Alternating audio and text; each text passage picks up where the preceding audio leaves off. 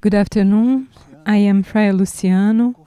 I am a co-founder of the community of Figueira, founded by José Trigueirinho Neto, and for a few years I have been developing some content, some public lectures to collaborate with the awakening expansion of our consciousnesses in such a complex time in which we live, for us to have a different perspective about some subjects and eventually continue with our search and human experience in a safer and more harmonious way. This video is the first series of questions and answers from questions from the last two lectures in Belo Horizonte and São Carlos. Later on, we will record another video with questions that come also. For those who have questions, you can write to freiluciano.palestras@irdin.org.br. So a person asked which simple exercises we can do with our minds for us to be able to ever more each day perceive our consciousnesses more present. You see, we are in a time as humanity and as a planet in which it doesn't seem much more important than our assuming of a certain position of doing exercises. This is to say, it's not very much about doing practice, time, exercise, some strategy with a set time in a moment when we remember, but rather for our really trying to concentrate our consciousness to go through a full process, and everything that is part of this experience may be part of a context that we are developing in our consciousness, in our search. To avoid our doing an exercise, concentrating and focus in a situation, a sentence, a color, an image, but this won't entirely transform us. The quickest path for all of this is to assume that our lives are our exercise, then concentrate our lives in that which is taking place, in that which is essential, in that which really coincides with our priorities, and then little by little we'll feel that this concentration in the present will very naturally emerge. And a person asks, in situations of lives which sometimes we don't want to face for some reason, is it prudent to leave it aside for a different cycle and come back with a different energy to organize them? You see, the key for this question is when we don't want to face for some reason. Face it for some reason. It's a question that would give margin to some reflections. We will keep ourselves in 2 points. First of all, everything that happens to us happens just either because we generate it or because it comes to meet us, because it's part of our learning experience, our path. And we need to be before this so that there, in this interaction and maturing, we may develop our consciousnesses a little bit more and make some decisions. So when something is presented and we avoid facing it, it doesn't seem to be a mature and conscious attitude, because it's like postponing and disorganizing this invisible conduction that life itself brings, which it brings to us, presents to us what we need at each day, and we should have this conviction. And another point is when we perceive that it's not the moment to deal with that situation, that cycle, so we put this in standby. It's just waiting a little bit for us to deal with this at the opportune moment. So here a very important moment comes, 2 elements. First of all is sincerity with oneself, to perceive if I'm running away from something or if I'm just discerning that it's not a moment to live that, to be very sincere. So I should discern if it is the moment or not, in which depth to deal with some situation. Each one should ask themselves and make their experience. And someone asks and mentions, I am the hormone of parathyroid very elevated. What do I have to do in me to help in this lack of balance? Symbolically, the situation of parathyroid works with the fixation of calcium. So it relates to the need for you to fix your structure to be well anchored in your current experience. In other words, your situation. So you should revise how your adherence, your persistence, your coherence before values and principles that you believe to be the basis for your life and need to be consolidated for you to be well. So when this gland, the parathyroid, works beyond its measure, it could symbolize that your consciousness as a whole, including your body consciousness, is trying to consolidate your structure to be able to go through the experience in a very organized and firm way. On the other hand, these are two complementary reflections. You could also reflect if you are having some tendency to crystallize, because also the excess or tendency to crystallize ideas, attachment to feelings, situations, people, past, many expectations, this could overstimulate the situation and then activate this tendency of crystallization that this gland represents through the calcium. When we have difficulty in understanding our intellect, are we absent? You see, it's very important for us to accept that our mind, our intellect exists in many levels, on many levels. It has many subplanes in itself, and it is complex. For the own nature of the rational, analytic process, one of the sides of the cerebral, the intuitive, abstract process, all of this is part of that which we call intellect. What could happen is that these two regions, more intuitive and thinking, rational, could be struggling or fighting with one another, and this more rational analytic is trying to, beyond the measure, to limit, crystallize that which eventually is not precisely a concept, a definition, but something broader. Because the mind is also a bridge, like a channel, a ceiling for you to glimpse something that is on the higher levels of your consciousness. So reflect how your intuitive part, your more concrete part, your analytical process is, and see if this helps in some way. Another question: what is the relationship between breathing and being at the present moment, being present at the present moment?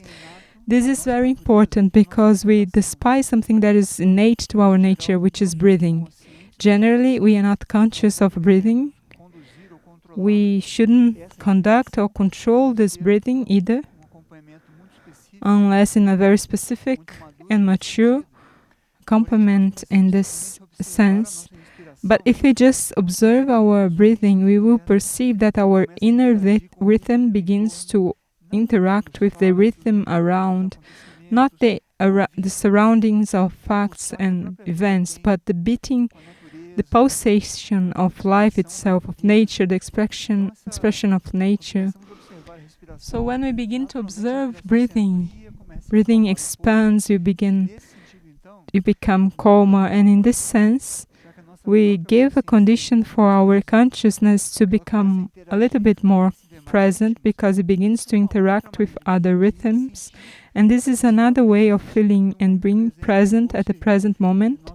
That is, that our rhythm through breathing is interacting with all this rhythm of nature, and this does collaborate very much with the situation of our trying to concentrate at the present moment. A person mentions that there is a lot of polarization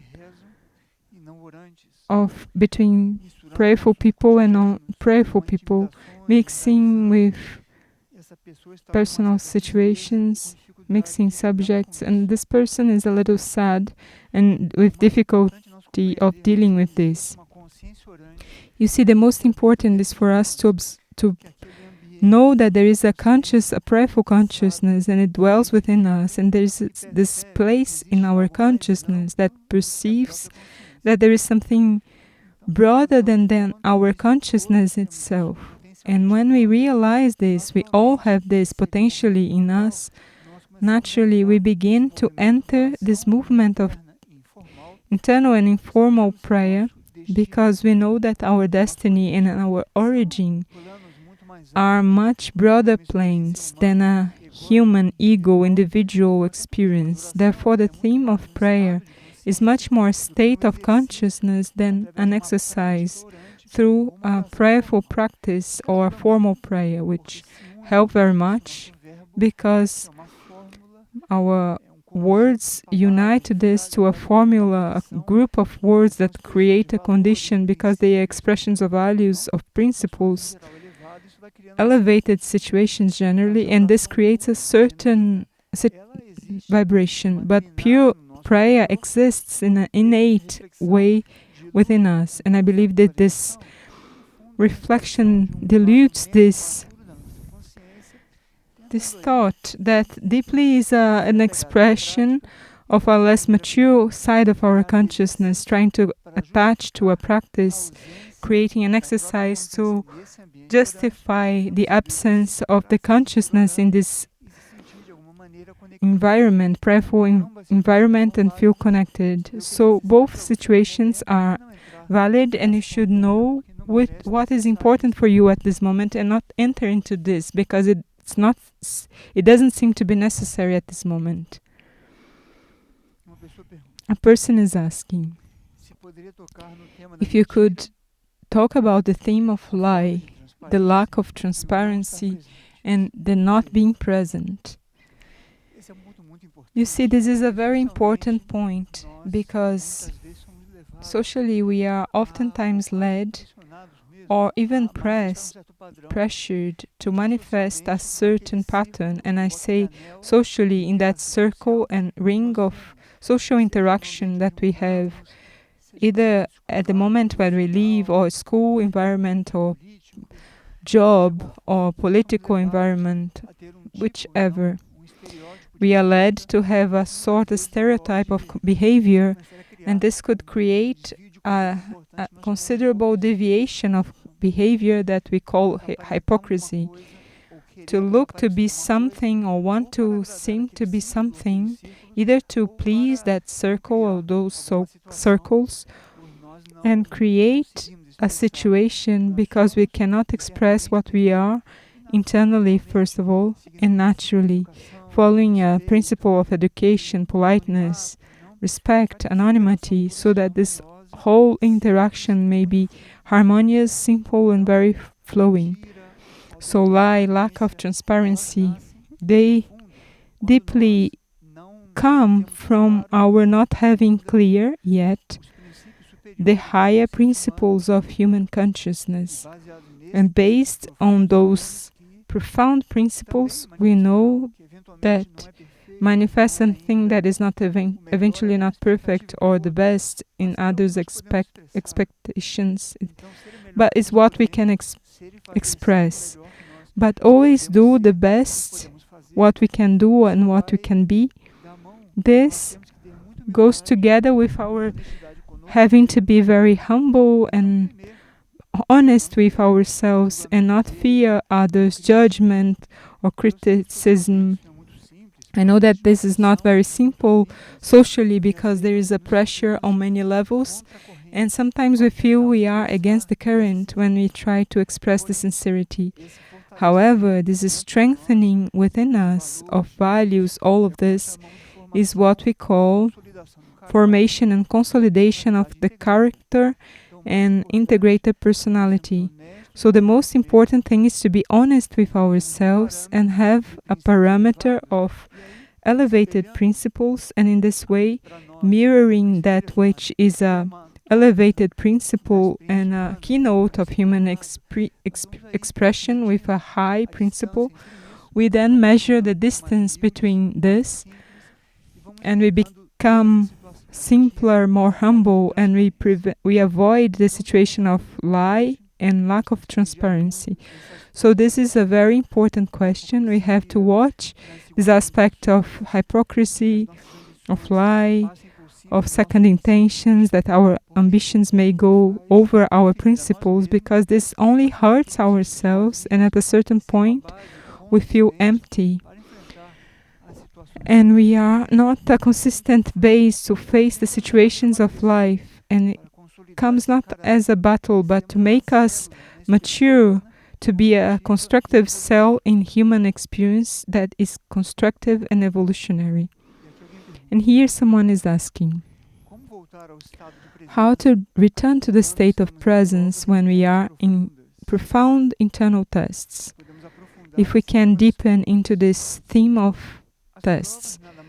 Tests are nothing else but an opportunity or even a duty of ours and a need for us to be before something that's going to exercise or determine, or why not oblige our putting into practice that which I believe that I'm living, or that which I say that I claim to believe. So inner tests are absolutely natural processes. They are those lines of states of consciousness in which our sensation of intention increase, because everything in us seems to be stretching so that we can take a step. If we observe when we are going to walk, how do we walk? We lose balance and we begin to walk. We lose balance and we begin to take a step after another.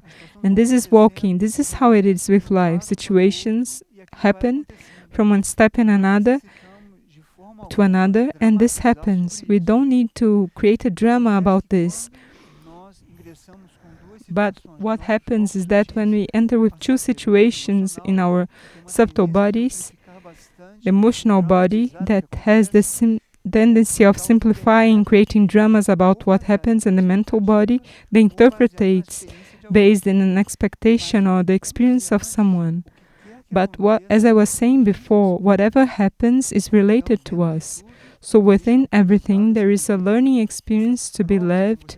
Those tests, as you are calling are essential so that you can activate your potential to the most, to discern, to be present, to make decisions.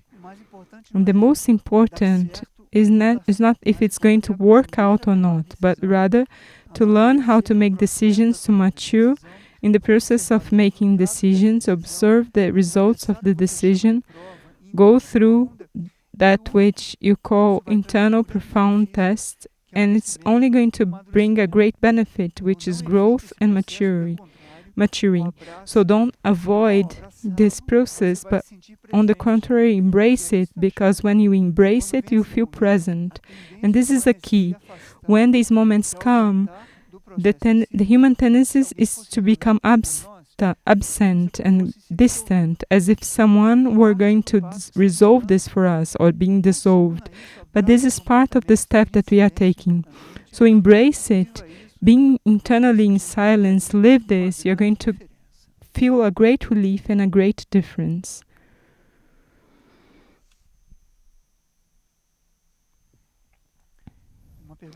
An interesting question someone is asking. The autist is present or absent in that which we call the reality of the present moment? Well, it's a complex question. We won't deepen into the theme of autism. We could make a lecture one day about this, which is something very specific, which shouldn't deal with this superficially. But I'm going to answer to leave a path open here.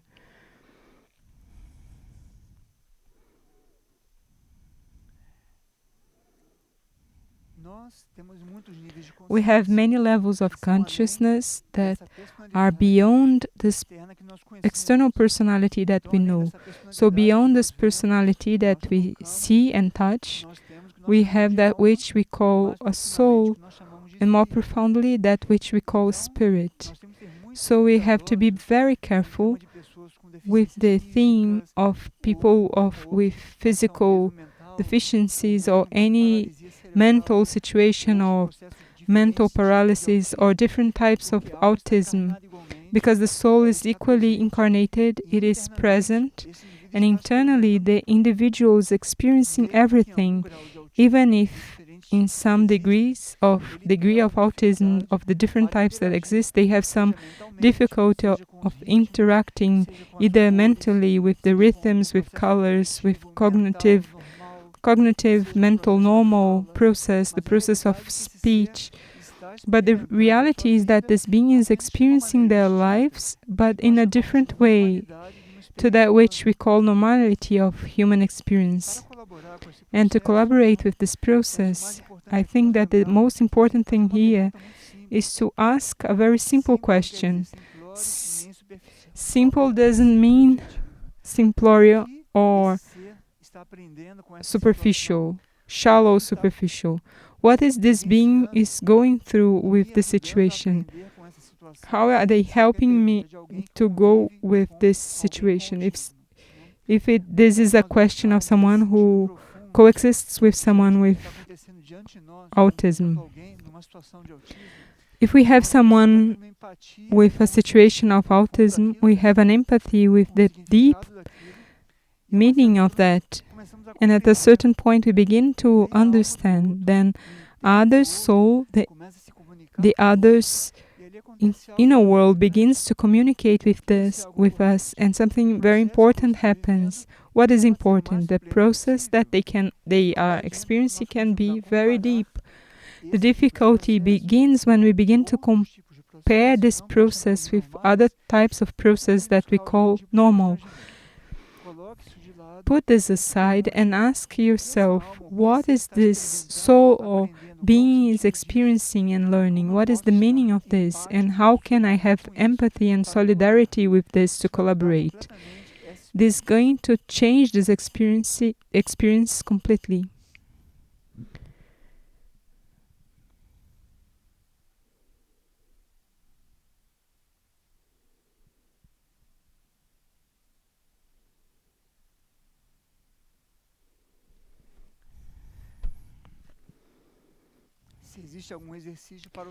If there is any exercise to help in non-destruction, as we said in the first question, more than an exercise, the thing is that our lives should become a possibility of concentration in the present moment before anything that is happening, so that I can extract from there that which is essential that this learning experience is bringing to me, so I can evolve, expand my consciousness, learn with others, and also collaborate with others. So it goes beyond an exercise, a practice, but what can doubtlessly help is for you to avoid not thinking about that which is not necessary, avoid embracing and getting involved with feelings that are not related with your relationship with the surroundings, with life, with situations, to keep a certain distance, which is not indifference or despise, it's just a correct distance,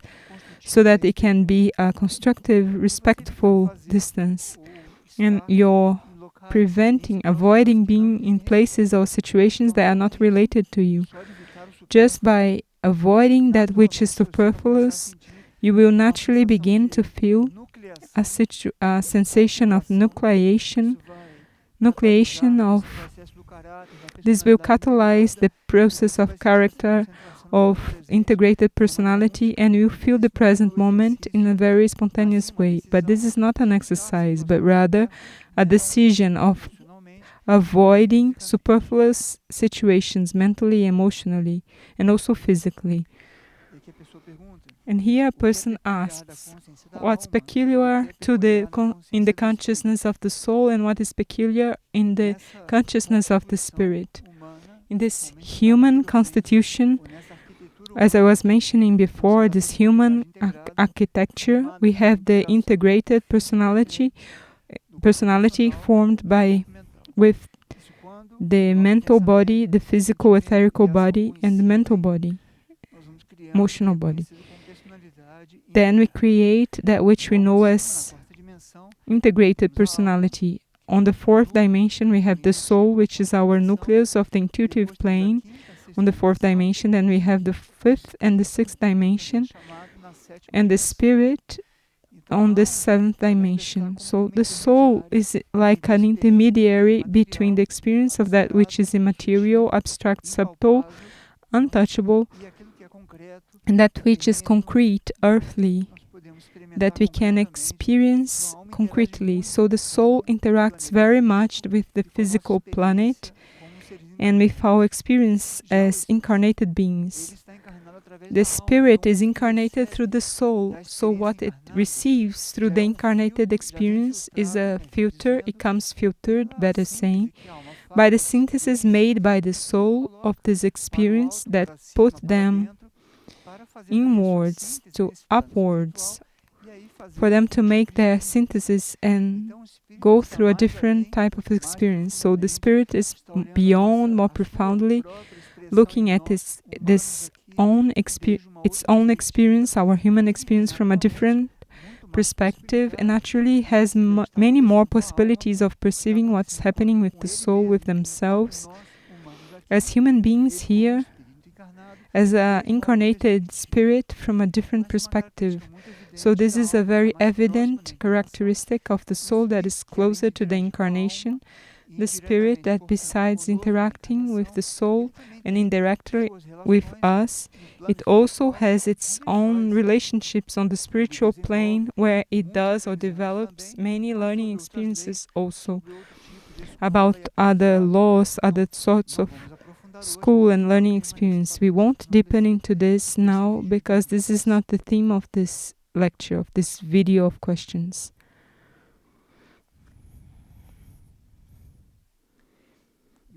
And a person is asking what it means to be done your will and not mine. Thy will be done and not mine. We ask this because we profoundly know and internally know that there is a goal, an objective, a higher will, which also exists for us individually. So we have been created with a thought in creation, in God, in whichever way each one can think, and we are here throughout lifetimes and incarnations for us to be able to mature this higher will, which also includes this process of maturing and experience. So the process of fulfilling this higher will goes through the stage of our needing, having our personal will, carrying out our personal will, and realize ever more that although we may create wills and objectives, there will always be something that reminds us that there is a higher will. So the question corresponds to a certain evolutionary degree in which we know we need to stop making experiences eventually, or begin doing less experiences and do a more consistent offer, so that this broader will may be fulfilled, and that they may not come from us through an illusion or an external pressure, but rather that really feeling this will, which is an energy, something that deeply attracts us, like a very powerful inner call. This gradually calls us, attracts us, and at a certain point, this affirmation emerges: may your will be done, thy will be done, and not mine. So it's a segment, it's a piece of this experience before this subject of will.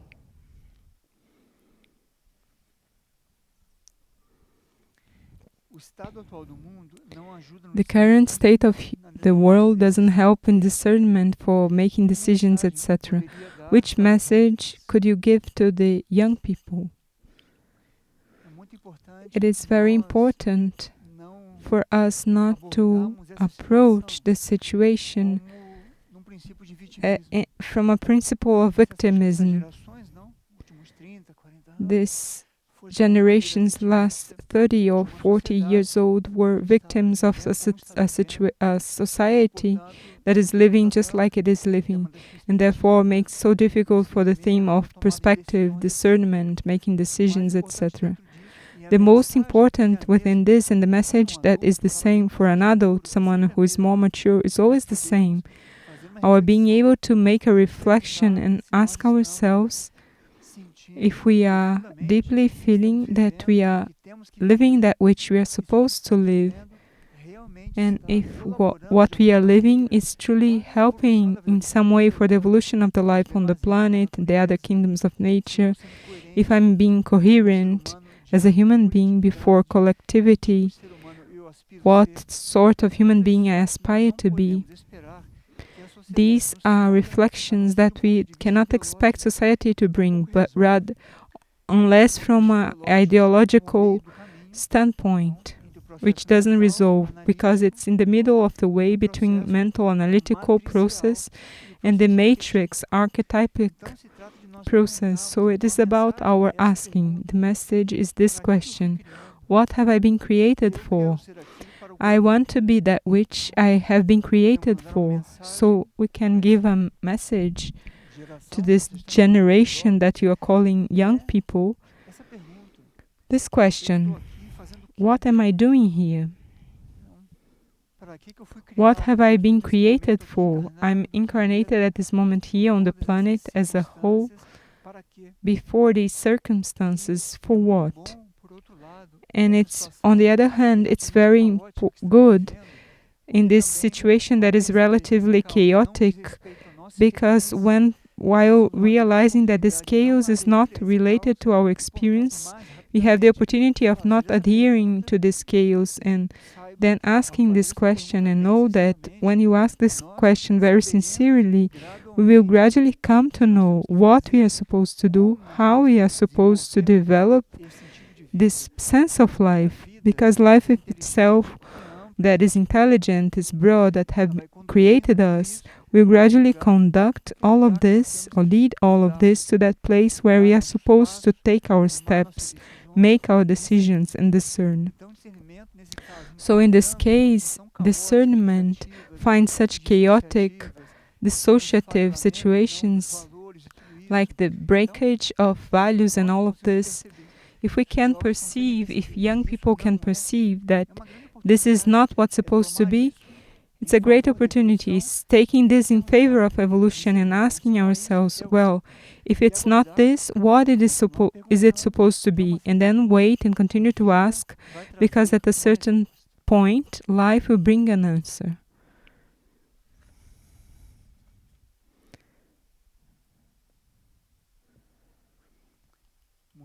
Very well.